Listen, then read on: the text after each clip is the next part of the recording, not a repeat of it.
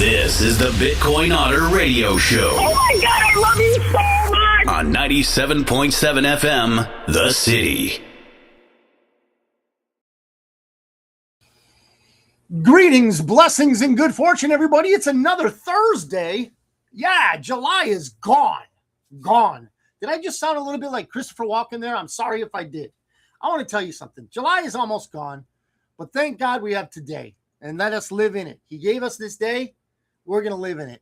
Coming at you from the studio here at the McAllen Creative Incubator, 97.7 KCYP, the city out of McAllen, Texas. We're going out on YouTube. We're going out on TuneIn Radio. We're going out on Radio Garden. We're going out on Facebook. Thank you. If you're listening live or you're listening on the recorded show, whatever, thank you. We appreciate your attention. Why? Well, we want to bring things to you that'll help your life. We want to bring things to you that'll better enable you to move forward with your family, to plan for things that might be unforeseen. Some people don't see other things. Some people don't see things other people can see, and vice versa. And what we're trying to do here is make sure everybody knows that, hey, there is a life past this chaos, and we're planning on living it. So join us, join in the discussion, and let's see what you want to talk about. I'm going to go into the Facebook page here and see exactly what. Wow, I've got a mustache, don't I? Where'd that come from? All right. Let's see if there's anybody up already. So I'll be in the Bitcoin Otter and the Christopher Ott broadcasts. So if you got anything you want to talk about, just pop up into one of them. I'm not sure if it comes up with the YouTube feed, but if you're on YouTube, I believe Joe will see it on the Restream page there. So we'll get to you. Let me see here. Go into Facebook, go into Bitcoin Otter over here, and we'll be ready in just a jiffy. I can't do this before the show because it won't accept it. Facebook is full of those kind of things. So let's see. I'm up here, up there. Got it here. Turn down the volume, and we should be good. All right. Ladies and gents, we could talk about a lot, and I am, of course, I am prepared to do just that. But as usual, what is the most fun is having a conversation, talking about things that affect us all in one way or another, large or small, things that we can say, hey, you know what, this is a good thing, and other things, not so much. So when I start out the show, I want to let everybody know, hey, we've got things that are moving, we've got things that are shaking, and we got things we need to, be on the lookout for. Now, the financial barometer for me is always going to be the Bitcoin, because I think that the Federal Reserve note is trash. So we're looking at 64,818 for the Bitcoin, right? So whether you're into it for a lot or a little or none at all, that's where it's at. And I personally believe it's pretty low. XRP is only $1.08, ladies and gentlemen. It's a train, my opinion. They're both trains. They're going to leave the station one of these days. I suggest, and I'm not a financial advisor, don't ever take financial advice from anybody, especially with a Hawaiian shirt and a mustache, okay? Don't do it. So I won't advise you, but I'm going to tell you my opinion. My opinion is this, that Bitcoin, XRP, and a few others, I personally love Theta, but that's just a personal thing, are going to be going. You want to be on board when they go. You don't have to be, but you want to be. That's my opinion. I'm not advising you. I certainly am not any of that, meaning an advisor for financial matters. So what I would like to say right now is this. God bless you. God bless your family. Thank you for showing up. So what do we got going on? Well, I'll tell you. We've got a lot going on as I sip my Java here. We are seeing the constant struggle between the man most of us elected, Donald Trump, and the establishment, which wants to destroy him. I watched a video today. I was just telling the guys behind the camera, Joe and Joseph Jr., that we really are fortunate. Why? Because the video I saw earlier today was a horde of military-aged Africans. And I have nothing against Africans, but when they send only the military-aged men, you know that it's an invasion. It's not acclimation. They will not acclimate to European culture. They will destroy it, and that is their intent. And as they do this, they are being allowed in by the corrupt governments. Hey, Sue, good to see you. The corrupt governments of the world, of Europe. Barry's up. Good to see you. And Matt, for a minute there, I thought Magnum PI was guest hosting your show. Well, thank you, man. I was just now that you mentioned it, I was just going back. I like to go back because I'm old, right? So I went back and I started from episode 1, season 1. Whoo, man, what a blast from the past. So yeah, I figure maybe I'll do a little homage to Magnum here.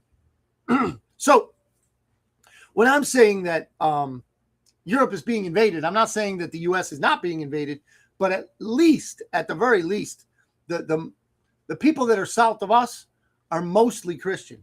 Yeah, there's a lot of gang members. Oh, there's a lot of people that hurt women.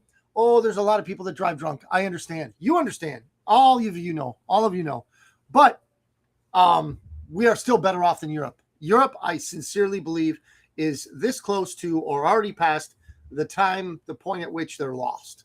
So we're going to have to deal with that in generations to come. We'll see what happens.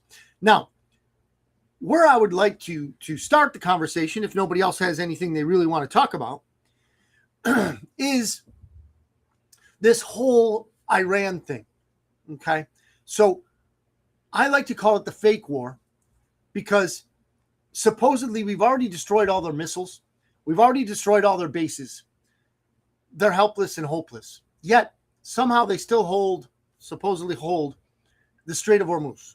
Now, that strait is becoming decreasingly important. What do I mean? I mean that I think it was today, 112, 114, it was reported, empty tankers are on their way here to the U.S., 68 of which can, hold a couple million barrels or whatever it is. So the Strait of Hormuz is not what it was all cracked up to be. In fact, traffic is moving around it. It doesn't have to be through there where, the usual suspects hold it hostage and have a bottleneck there and charge tolls. It's like a huge toll booth over there. But the fact of the matter is, things are getting better for the world. It might not happen overnight. In fact, it won't. But we've got to deal with things, not just geopolitically, but here at home, domestically. What do I mean by that? The price of oil per barrel is dropping. Yet, it doesn't seem like the price at the pump is dropping. Where's the disconnect? Well, if you think it's the oil companies, then I think you're right. Okay? There's a few things in life you don't want to do. You don't want to ever date a woman with a tattoo of a dagger on her arm. Okay? And you certainly don't want to try and run your vehicle on water. Those things are sure and certain death. It's not pretty, but I'm telling you, you don't want to do either one of those things. Okay? And there's probably a few others that I'm leaving out. But the gist of the story is this. The oil companies have for years done bad things to us. Now, I'm not saying that oil companies and oil is bad oil. I'm not saying that. I'm just saying that they have a monopoly on energy, and it's very, very strong. I'll give them this. Solar doesn't work. Wind is crap, right? All that stuff is useless. And the only reason there's still companies for solar and solar and wind is because it's highly subsidized by your tax dollars. So wherever we're going in the energy sphere, realm, industry, we need to remember that at some point or another, if we want to advance, we need to figure out a way to get around those monopolies, those, monoliths of the past. It's so dumb that they used to call it fossil fuels, trying to convince us that dead dinosaurs were fueling our gas tanks and our vehicles. That's a bunch of hooah, and everybody knows it. So, going back to the Iran thing, And tell me your thoughts. Please let me know. Where exactly is it that the point of no return would be with Iran? Because supposedly we just bombed the living daylights out of them again and again.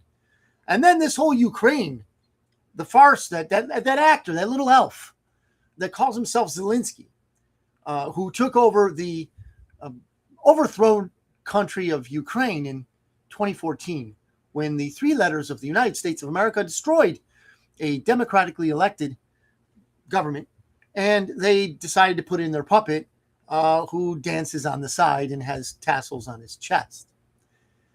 That hasn't worked out so well, especially for the people of Ukraine. So I think I've said this before. I truly believe that these are wag the dog situations. When I say wag the dog, I mean that movie that came out of, I think, the early 90s. It had, I think it was Dustin Hoffman. It had Robert De Niro. And I can't remember who the female lead was. Hilary Duff or somebody. I can't remember. But she did a great job too. And basically what it was is they showed how Hollywood put movies together for the fake news. And these movies were what the fake news put on and claimed was real. I sincerely believe in, and I not only do I believe it, I hope it, because with a fake war, a lot less people die. So I think Iran is a fake war. I think Ukraine is a fake war to an extent. Do I think real people are dying? Unfortunately, yes. But I don't think it is what they tell us it is. And I hope that sincerely, because what they tell us it is just chaos. Just as I'm learning that World War II was fake. No, a lot of people did die. But everything we were taught about World War II, just about, was a lie.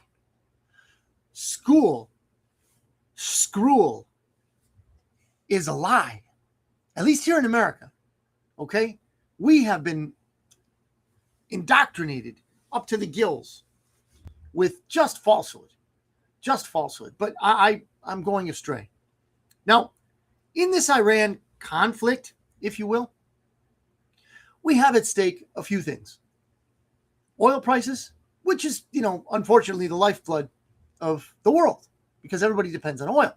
And everything that gets to us or we send out to others depends on oil for shipping, be it diesel on ships, be it diesel in 18-wheelers, or just gasoline that you and I tool around in every day, our vehicles.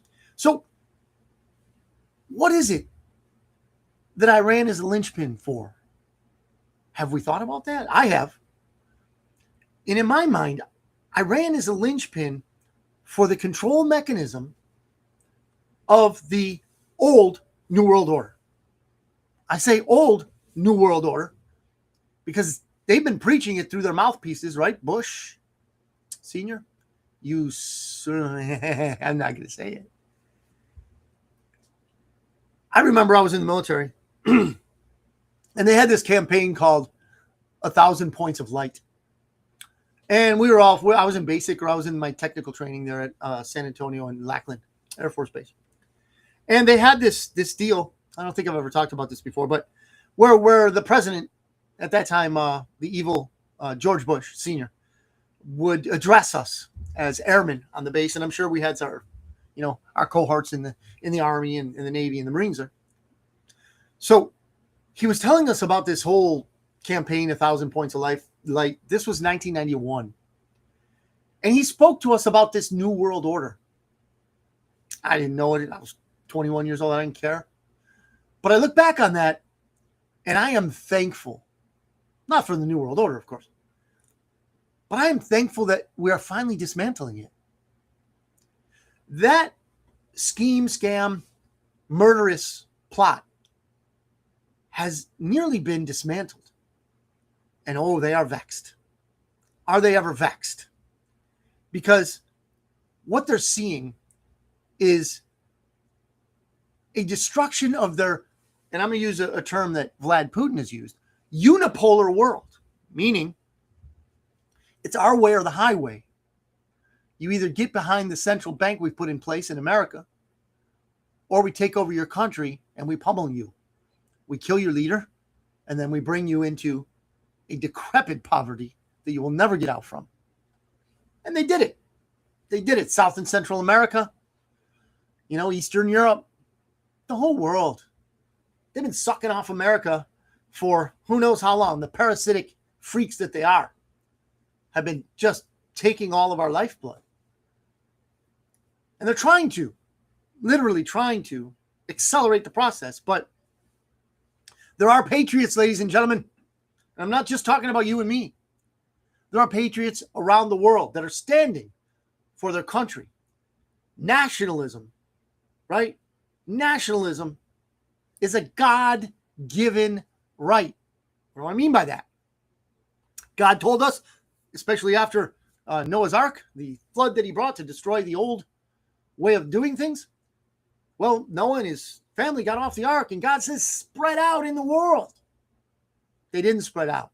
So we read a couple chapters later about Nimrod and him starting after the flood, post-flood, that he was starting out the first New World Order. He was starting in a worldwide government built around this tower. And God said, no, because whatever these people are planning, they're going to actually succeed, and I don't want that. So they struck him dumb at the Tower of Babel. They called it Babel because these people didn't understand each other. There were clans, there were basic, probably familiar lines and so forth. 70 of them in total. And that finally dispersed them across the earth. And now, in the ignorance of science, spelled with a $sign, we call it races of humans. There are no races of humans, ladies and gentlemen. We are human. That is our race. We are people groups, but we are not different races. So, this nationalism stuff has been championed and ordained by God. Why do I say that? Because at some point, we're going to need 3, 4, 5, 10 countries among the 70 or whatever. Now there's many more, but we're going to need countries that are holding the flame of freedom. We are going to need countries that are standing strong against the evil that wants to eclipse all light in our world. That evil is now international. It knows no boundaries and has no loyalty, no fidelity whatsoever to any nation. They hold loyalty and fidelity to their father and their God, Satan himself. I do not speak in any method that would even resemble hyperbole here. They are true Satanists, okay? They do worship that evil entity. I know this because I've studied it for a while. Can I be wrong? Of course. But if you want to show me that I'm wrong, I will listen. But I will most likely refute what it is your argument says, because I have dug in very deeply on this. Sue says, hey, Jay. Who's up? Who's Jay? Who's up? Is it Jay Hobart? Oh, man, I friended Jay Hobart. He's an old friend, guys, from the old country there in New York a while back. And I don't see him on. He must be on YouTube. But, man, good to see you, Jay, if you're up. So, as I wax on about this, and you guys throw in there whatever you want to watch or whatever you want to talk about, but when I talk about this Iran thing, and I'm meandering here, I know, but here's something that we need to think about. Iran is a symbol of the old New World Order. The tankers coming to America are a symbol of the new multipolar world order. So, according to the multipolar world order, it's not going to be one nation or one entity above all nations dictating how things are working. No. The multipolar world has all nations represented at some sort of, fictional table, if you will, represented in fairness. Fairness sometimes means that if one of them gets out of hand, they get smacked by the others. It's got to be fair. Fairness also means that if one place is downtrodden, we lift them up. So I'm not saying it's going to be perfect. What I'm saying is that we are experiencing slowly, much too slowly for many of us, a break in the zeitgeist, the current way of doing things. And I think it just couldn't happen soon enough, because we are watching the systemic dismantling of this thing that the old bloodlines have put together across centuries at the very least. Some people believe it goes all the way back to Babylon. I'm not certain about that. Do your own research, right? However, Jaime, good to see ya. Jaime says, explain the birds and the bees. Well, I'll tell you what. I won't go off on that tangent. But what I will say is that when this old New World Order goes, we are going to be stronger. We are going to be more independent from that entity that comes from below but wants to rule us from above. There's an expression in that cult. It's called as above, so below. There are many things going on, but one of the most important things is that when we reestablish the new multipolar paradigm, we need to remember that we do our part. This nation, and I'll speak of America right now, this nation was built so that we could engage with the people that we set up as representative to us, for us. I've been doing a lot of study lately. Maybe not a lot, but I mean hours. Okay, I put in the hours. About first principle thinking, about the true method or design of government from our founders, and how people have either followed that or, fell away from it. And when I think about the way that I think our founders wanted things to be, yes, we are far astray from that. But at the same time, if we want to say it's Washington, we're right. But it'd probably be more accurate to look at ourselves in the mirror and say, have I gone to a town meeting lately? Have I voiced my opinion lately? Have I done anything for my fellow citizens here locally? And I think if you're anything like me, you would probably respond in the negative to that mirror image. So one of the reasons why I do what I'm doing now is to speak to my fellow man. First of all, to tell them that Jesus died on the cross for them and that we can go to heaven. We have a free ticket, though it didn't cost anything to us. It certainly did cost Jesus dearly, and God the Father himself. So there's the first order of business. I want to make sure that the person who gave me life and a shot at heaven gets promoted, not promoted any further and higher than he is now, because he is the King of Kings and the name above all names, but that I pass on the greatness that he did in my life. Any faults or problems with me, and there are many, my sister can attest to them, as could my wife if she was here. But all of that is my fault. God has given me a clean sheet every morning. He blesses us with a fresh day every day. One of these days, we won't have an extra one. And that's why I would like to tell you that the king is the king, and he wants you to be in the kingdom. That said, I have embraced this idea that I am trying to see things before they happen and warn my fellow man, warn the women of our society that maybe we should prepare for something or other so that our family won't be, hard pressed when or if something occurs. So you store food, a few extra cans of food in the pantry, or financially you invest in something that's not going to go to zero: gold, silver, land, Bitcoin. Again, I'm not a financial advisor. I'm not going to tell you what you need to do. You're most likely an adult, and you know as well as I do how you want to prepare, and you know better than I do how you want to prepare your family.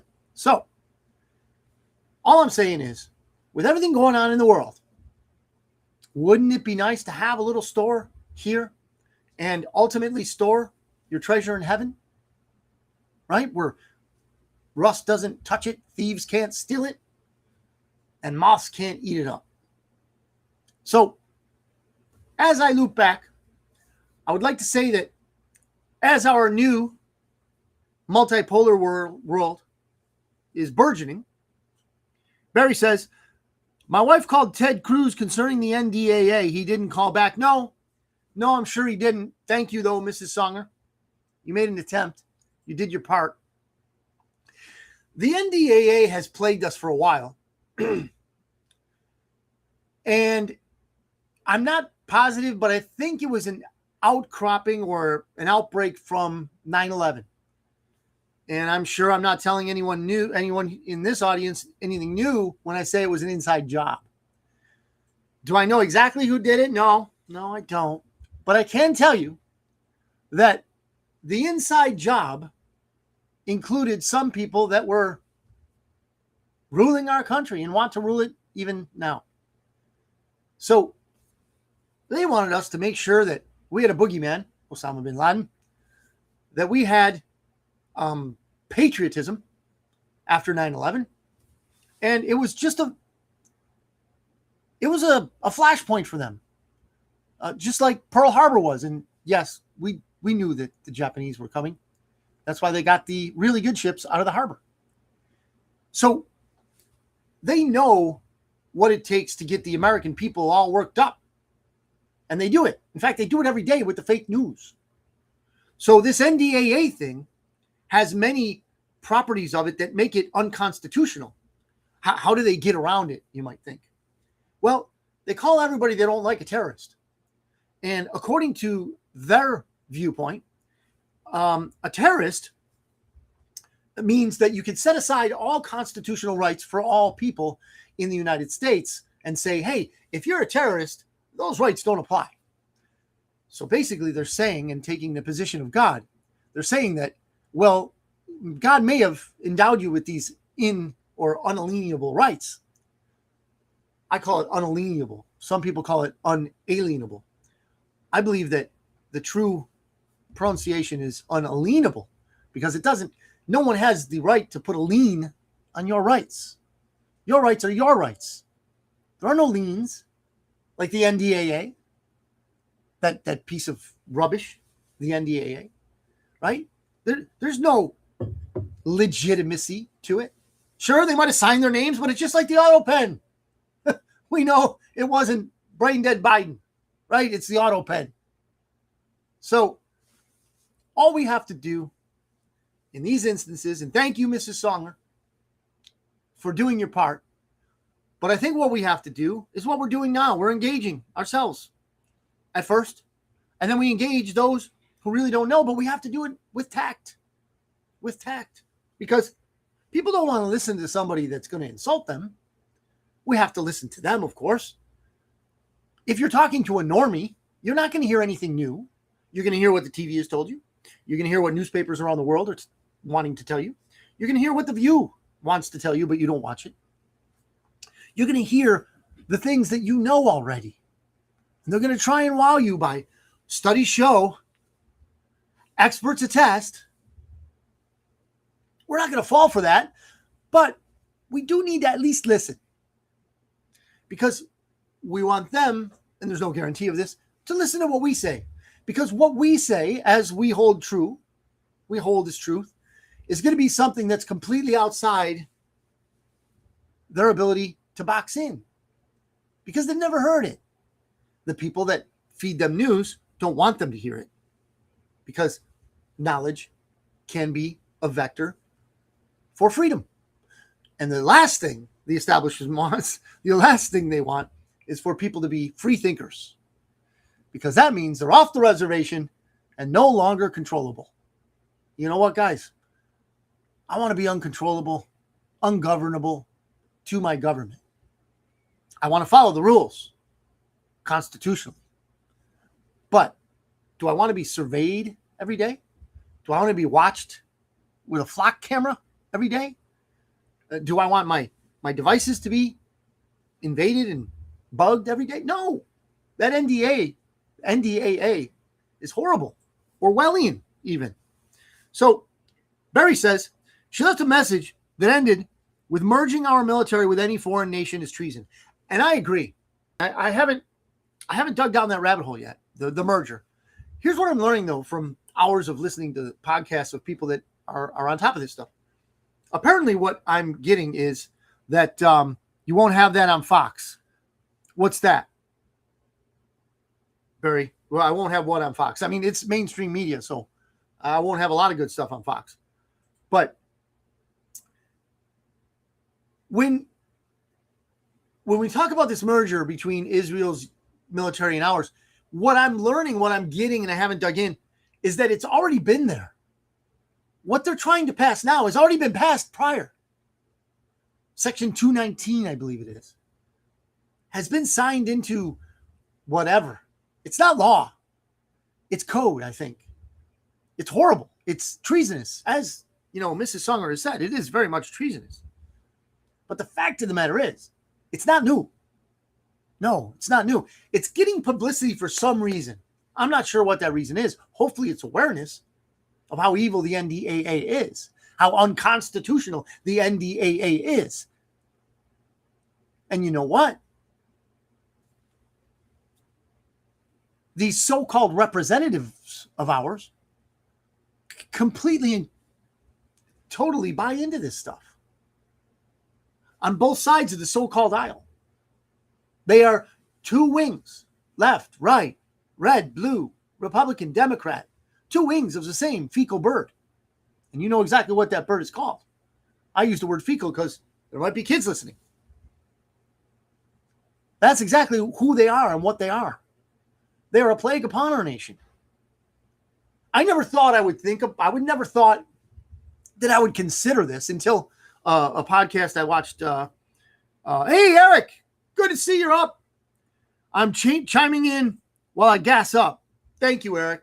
God bless you. Hope all is well with you. Let us know, Eric, whenever you want to do a show, man. I would really like to pick your brain on some of the things you investigate.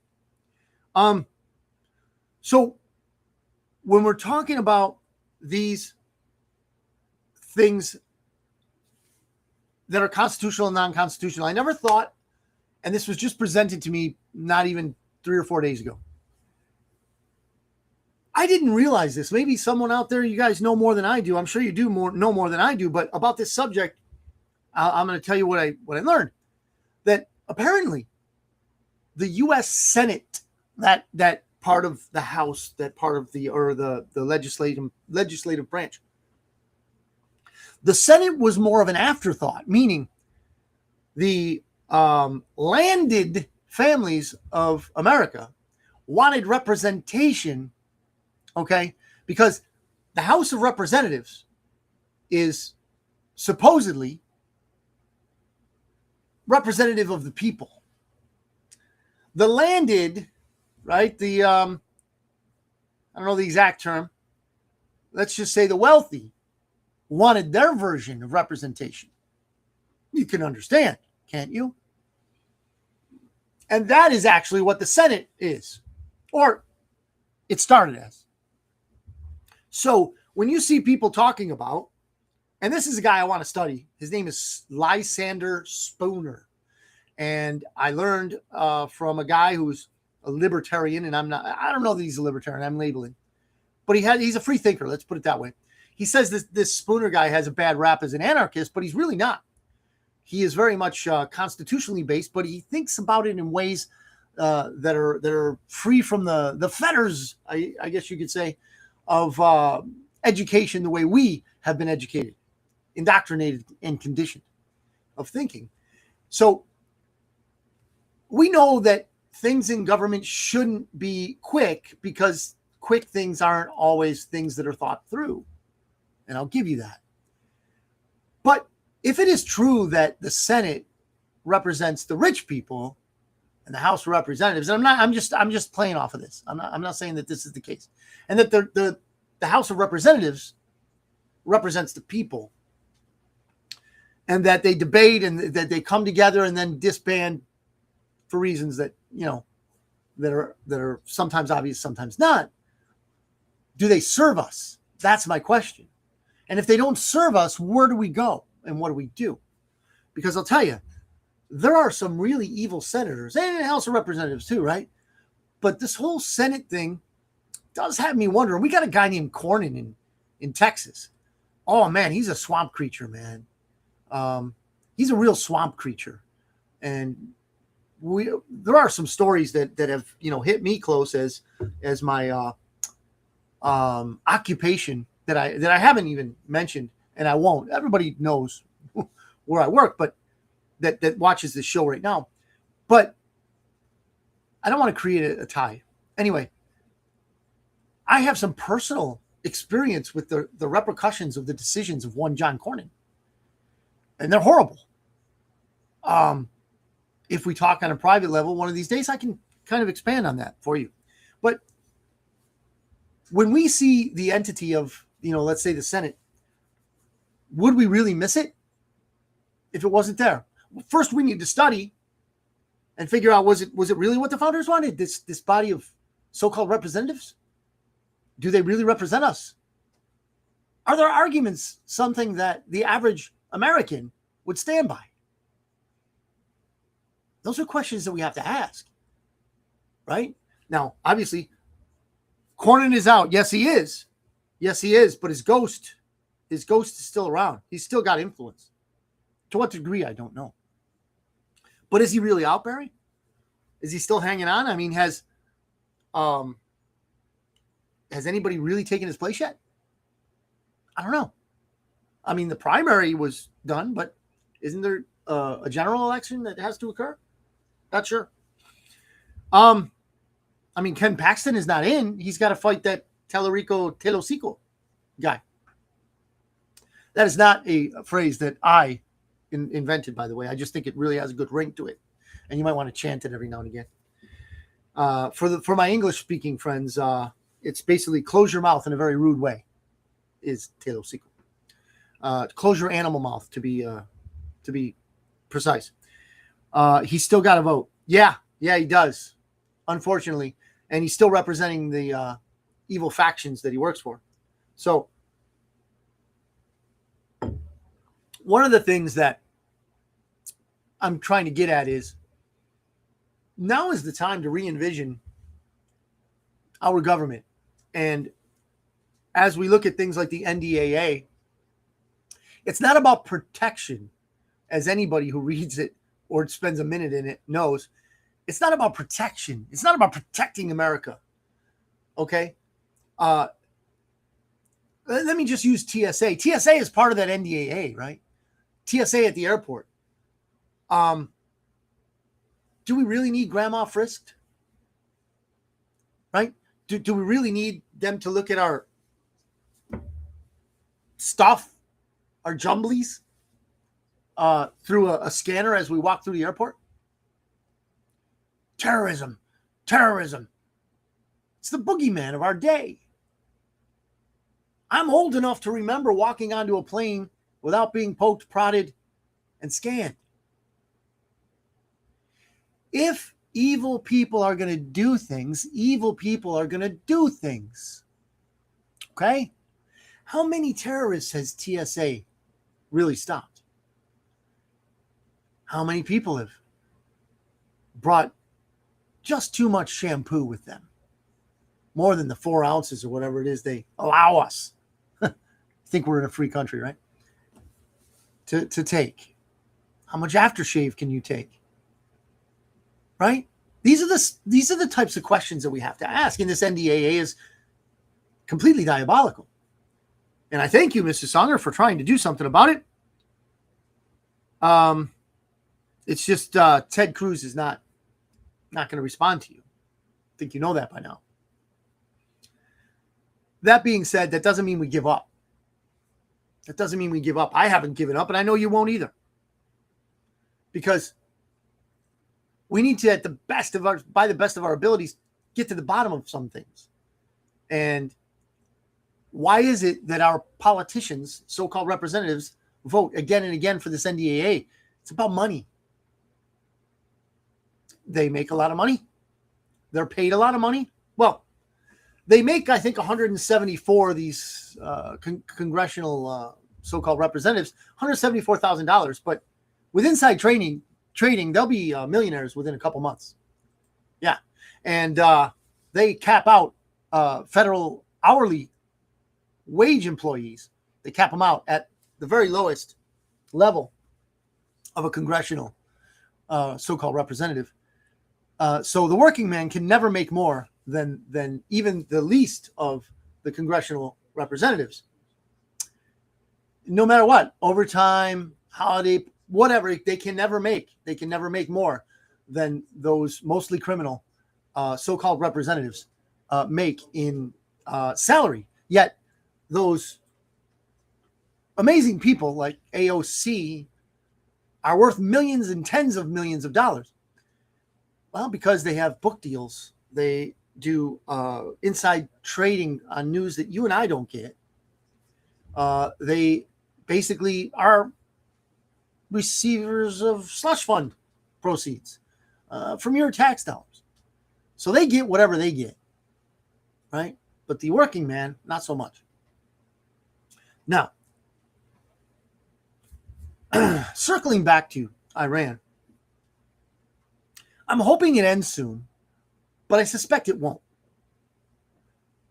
As these midterms approach, so we're at the end of July, as the midterms approach, Eric says TSA has never stopped a terror attack ever. Sorry, I'm just getting this, Eric. I'm looking at both feeds here. I neglected this feed. You are right. TSA has not. Because you don't need a schmuck with a bomb in his shoe to take down an aircraft anymore. Just ask the people of Malaysia Flight 730, was it? I don't want to go off on that tangent, but that was technologically taken down. The tech is out there, guys. And the terrorists are the people that purport to protect us. They're the terrorists. Just ask South and Central America. Great book, by the way, is called The Confessions of an Economic Hitman. And this book, Confessions of an Economic Hitman, is about how he, the author, went from country to country and offered them loans from the World Bank. These loans could never be repaid, but the leader of that nation that was installed by the three-letter agencies of our own country that overthrew that country, the probably democratically elected leader, was overthrown, and they put in the puppet, and then they pay the puppet handsomely to sign on to loans that their country could never repay, and that when they default, they give up all of their natural resources. And then they're debt slaves, kind of like we are with the Federal Reserve System, but much worse, because at least we have running water. They pretend at least that we're free. The other places, not so much. Ask the people in the jungle, right? They got to forage for stuff. And I'm not being facetious, right? There's still people in the Amazon rainforest that, why go to a city? It's decrepit. Stay there. Anyway, what I'm thinking of, and I'm not trying to set us up for anything. Barry says they are shills, our representatives. Yes. So therefore they are not our representatives. So therefore we have no obligation to follow their counsel. And we shouldn't. We should by no means follow their counsel. They are, for all intents and purposes, evil. Because they're lying. Just like Fauci. Isn't it interesting? He took the fifth yesterday. When he started with his sermons on safe and effective, there were a lot of us that said, you can shove your safe and effective where the sun don't shine. But it wasn't easy resisting because, oh man, they had a huge, huge campaign going. But some of us did. And for those that didn't resist, I don't judge you. We all make decisions for ourselves, our families, and we live by them. I don't judge you. I'm no judge of anyone. That's God's job. I'm no one's judge. So when we look at the things that are going on and we see the overreach of what you're saying here, Barry, our representatives, we have to remember we have a job too. And like Mrs. Songer did, we need to at least attempt to reach these people. And if we can't, well, then we're doing what we should right now.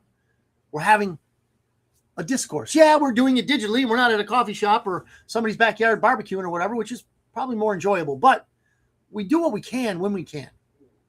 And every Thursday, I have the honor of getting together with you all. And I like that. I value it. I really do. And I really appreciate the interaction. We sometimes forget how much freedom we have, even though, yeah, we are trying to live under a blanket of oppression. Yet, ladies and gents, we do have freedom worth fighting for. Not only worth fighting for, but worth throwing off this mantle of oppression. It really is. When you look at guys like Cornyn, and yeah, there are worse representatives out there. But where are we going? If we follow the lead of Mrs. Songer, I think we're going to a better place. If we follow the lead of passive TV watching, it's not really a lead anywhere. It's an invitation to mediocrity and stagnation. I refuse to watch television. Yeah, I watch movies and old shows and whatever. I probably waste too much time in front of that box, but I'm certainly not watching a network because they've lost, ladies and gents. The only reason they're even pertinent anymore is because they lie about their stats. Their ratings are way down. Way down. The political structure that they try to uphold is falling apart. Falling apart. Democrats can't keep it together because the communists have basically taken off the sheep's clothing and they're out there, ravenous wolves, ready to eat up the establishment Democrats. Republicans, establishment, want to go along to get along as long as they get paid. But you know what? We want to make America great again. And it doesn't mean we're going to conform. Not anymore. We realize that the original patriots revolted over a 3% tax. What are we paying? What are they sucking us for? How much is the percentage that we pay and pay and pay? They didn't have any property tax. They don't have an old couple being booted out of their house because they paid for the house a long time ago, but they can't pay the overwhelming taxes on their land that they own. So we have to ask, do they really own it? No. They're renting from the government. Who is the government? Representatives of the people? No. It's a control mechanism. We need to learn these things and teach them to our kids. And I know I'm preaching to the choir, without a doubt. But I am inspired every time I get on the airwaves, every time I come to the KCYP 97.7 FM studios here. I'm inspired because, well, I have a way to talk to like-minded people. And I'm inspired because you all have a conversation. I know I'm resonating the message that I believe I'm receiving from society and most of all from God is resonating.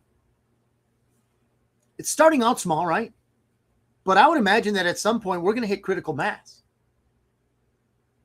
We can't be overburdened and oppressed and in debt forever, can we? Are we going to let them win? No, we're not. At some point, we're just going to have to act like Americans and do our part in society instead of sitting back and eating bonbons as Whoopi Goldberg tells us the way things are. No, that's not you, I know. And it's not me. But ladies and gentlemen, I believe that God is king. God is in control. And he has given us much more than we give ourselves credit for. Let us move forward with this great experiment called America. It is the greatest country by far of any. And that said, we need to make sure that our so-called representatives don't run us off the proverbial cliff. We won't let that happen because you and I, you and me, we will do our best. And we're praying that God will see that those of us who call themselves by his name, we call ourselves Christians for that manifestation of God, Jesus Christ, that we have faith in, faith that he's given us. So we at some point need to humble ourselves, bend the knee, and confess that we've done wrong. And God will bless us. How do I know? He tells us in the Bible. He doesn't lie. We do. He doesn't. So to round off my message today, to round off the conversation, unless somebody has something they really want to talk about. Eric says, gotta go. See you next week. Thank you, Eric. Eric's tooling around, man. Tooling around the country. Looking for things that are legendary. So as we round out our conversation today, I just want to let you all know that not only do I really appreciate you, but I appreciate the ability we have to communicate and to pass on the word, the good news, first of all, of God, that his son came down and died for us so that we might go to heaven. First of all and foremost. Second, that America, it's great. But America is only great as long as its people are good. Once we cease to be good, we will cease to be great. Francis de Tocqueville taught us that, I think, in the 18th century, 19th century. So I think he was right. We need to be that shining light. And it's not us, it's God. It's letting the light shine through us. I very much need work on that. So I plan to. A continuance of work. But I am encouraged by you all. And I'm encouraged by things I see that are not coming across that crazy box. Thank you. Thank you for doing your part. Thank you for being who you are. And even if you're not in America, we have Mexican friends, Canadian friends, Russian friends, Chinese friends, European friends. Thank you. Thank you for believing in God. Thank you for believing in your nation. And may we as people, humanity, come together in disobedience to that evil entity that wants to rule over us, the world system. So, however it might be manifesting in your life, let's just pray. Let's pray that God deals with us, not as we deserve, because, wow, that would be disastrous. I deserve a lot worse than I have. But may he deal with us by giving us another chance to rebuild, to make America great again, to make every other country great. If it was never great, let's help them make it great. Right, El Salvador? They're doing some great things there, right? That's what I mean by signals. That's what I mean by signs. That lets me know that, yeah, we're going in the right direction. Thank you, Barry. Thank you for the blessings. And I say right back at you, God bless you. God bless your families. And ladies and gentlemen, as I sign off, God bless America. Thank you. See you next week.